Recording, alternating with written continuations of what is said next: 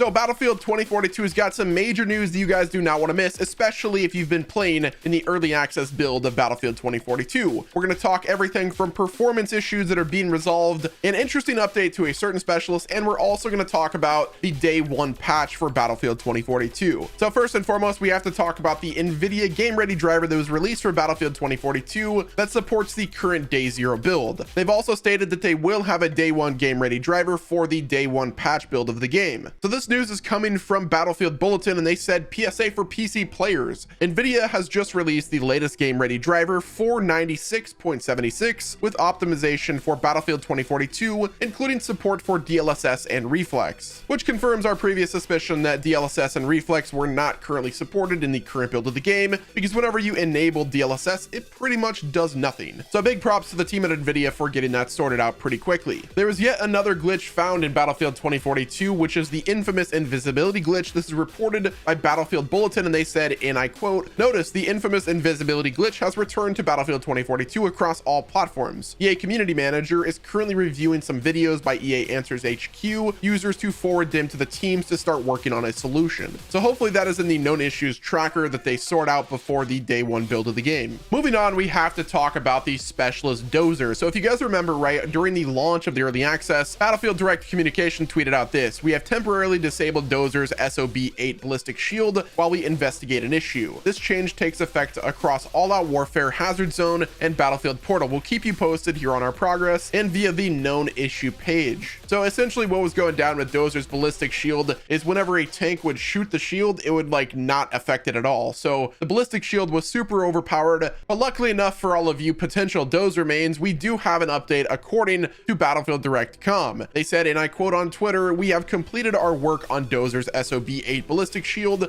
and re-enabled this in his loadout. This is live in-game right now and will take effect across all new servers. Servers running on custom portal modes may have to relaunch to adopt to the new changes." So there you have it. DICE was able to fix the ballistic shield for Dozer. So for those of you that have been waiting to give Dozer a try until the ballistic shield was back, it is now in the game right now. Let me know what your thoughts are on it. I personally don't plan to use Dozer very often, but it's cool that they were able to get him fixed. Moving right along, we have another update from Battlefield Direct.com that basically goes over some of the issues that are happening in the servers of All Out Warfare. If you guys have been grinding All Out Warfare, then you know that there's been some serious rubber banding issues happening in the game, and they have addressed that on their Twitter. They said, "We have spent our day investigating the reported instances of rubber banding that most commonly appear in All Out Warfare. This is an issue occurring on our side, and we're all over it. Thanks for helping report this to us. We'll keep you updated on our known issues page." I'm not gonna lie with you guys, I thought whenever they launched the Battlefield Direct.com Twitter that it was just gonna be something they tweet every now and then, but it seems like their communication has taken a complete 180 turn,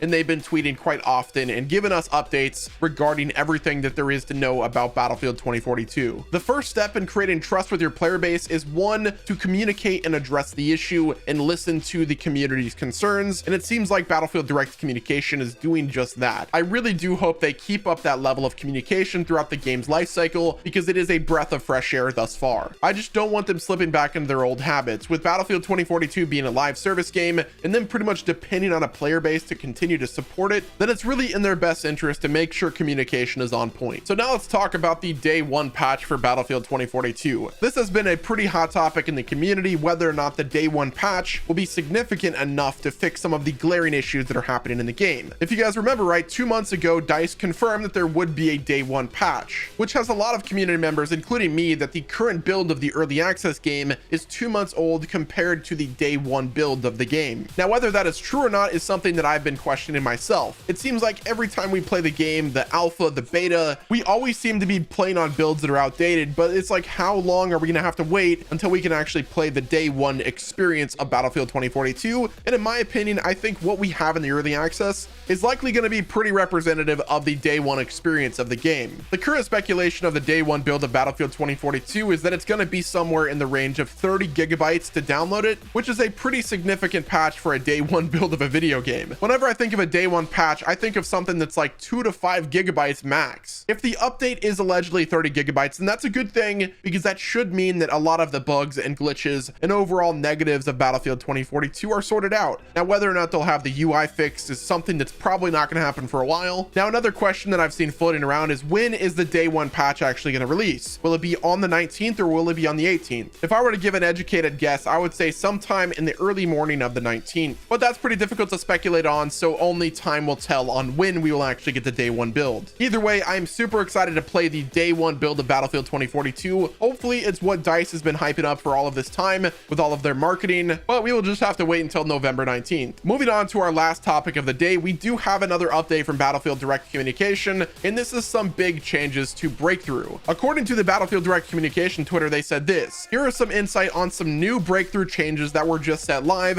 128 players. They've increased the number of starting tickets from 400 to 600 and raised the number of tickets gained by attackers on claiming sector to 300. And these changes are already live on the servers right now. Well, guys, that is going to wrap it up with another Battlefield 2042 news video. If you guys want more videos like this, be sure to subscribe to my channel with your notifications on. Click the like button if you enjoyed the video, and don't forget to check back tomorrow for another upload. Guys, thank you so much for watching. This has been Wes, and I will talk to you on the next video.